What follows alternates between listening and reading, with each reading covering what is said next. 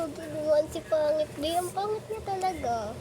Tara na, baka mahawa pa tayo dyan sa kapangitan niya.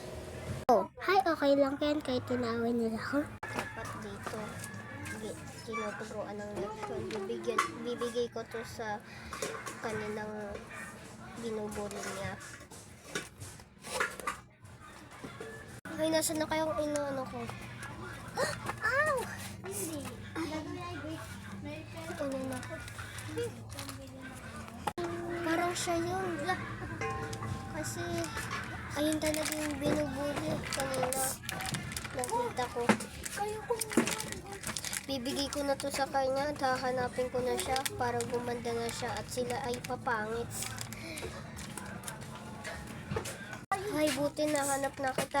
Ito yung ibibigay ko sa'yo para pampaganda kasi to kasi binubuli ka nila at ibibigay ko to sa'yo.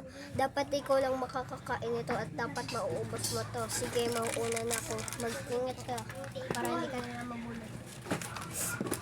Ay, kakainin ko na to, baka totoo yung sinabi niya.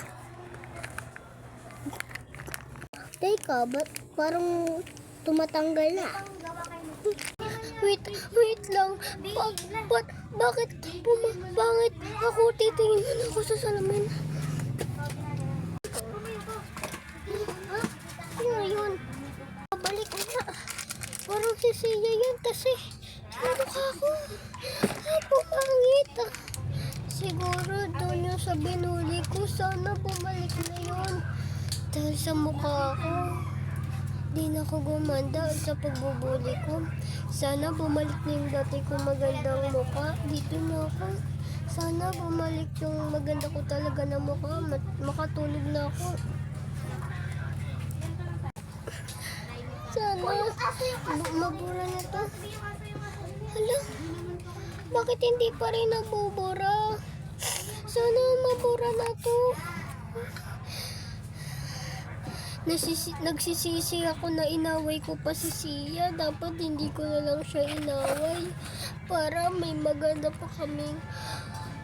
Para may maganda pa akong mukha. Sana di ko na lang si Sia inaway. Dito na ako. Sana mabura na itong mga bilog-bilog ko sa mukha. Naman, dito na ako, sana gumaling na itong mukha ko. Bakit ang pangat ang mukha ko? Magsasorry na ako kay Sia.